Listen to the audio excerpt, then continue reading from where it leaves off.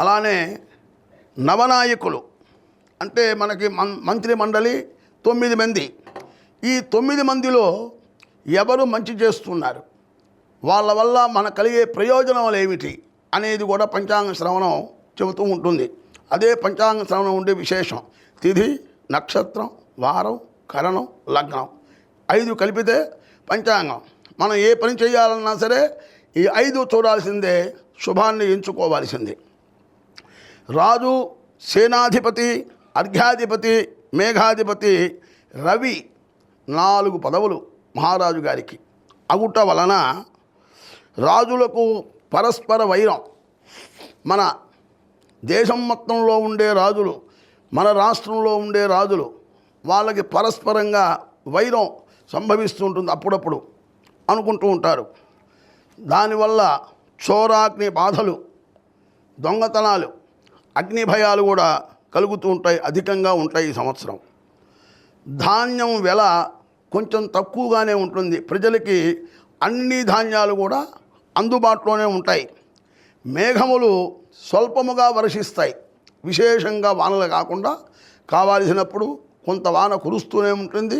జలానికి ఎటువంటి ఇబ్బంది లేకుండా కూడా ఉంటుంది. అలానే ఎర్ర భూములు, ఎర్ర ధాన్యములు కూడా విశేషంగా ఈ సంవత్సరం పండుతూ ఉంటాయి.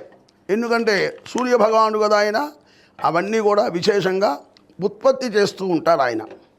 మంత్రి చంద్రుడు సస్యానుకూలమైన వృష్టి, రైతాంగానికి ఎప్పుడు వాన కావాలంటే అప్పుడు ఆ చంద్ర భగవానుడు వాన కురిపిస్తూ ఉంటాడు. ఇటువంటి ఇబ్బంది లేకుండా రైతులు సమస్త ధాన్యములు కూడా విశేషంగా పండేట్టుగా ఆ చంద్రుడు అనుగ్రహిస్తూ ఉంటారు. దానివల్ల ప్రజలు కూడా ఆరోగ్యవంతులై ఉంటారు. ఎందుకని రైతాంగం బాగుంటే సమస్త ప్రజలంతా ఆనందంగా ఉంటారు. పంట పండించే వాళ్ళంతా వారు కదా, ఆ పంటని మన దగ్గరికి వస్తూ ఉంటుంది. కాబట్టి చంద్రుడు వల్ల అందరూ కూడా ఆనందంగా ఉంటారు. సస్యాధిపతి గురువు అగుట వలన, గురువు సస్యాధిపతి అయినాడు. పెసలు, శనగలు, గోధుమలు, ఇంకా కొన్ని ధాన్యములు సమృద్ధిగా పండుతాయి ఈ సంవత్సరము.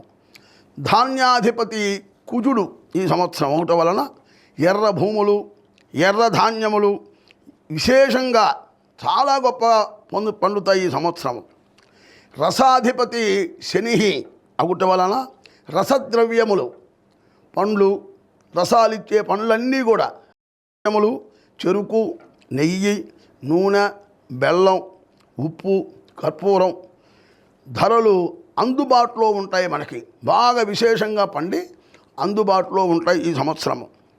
నీరసాధిపతి బుధుడు అగుట వలన పక్షజాతి అంతా కూడా ఆనందంగా ఉంటుంది ఈ సంవత్సరం. అన్ని పక్షులు కూడా ఆనందంగా ఉంటాయి. నవరత్నాలు బాగా వృద్ధి చెందుతాయి.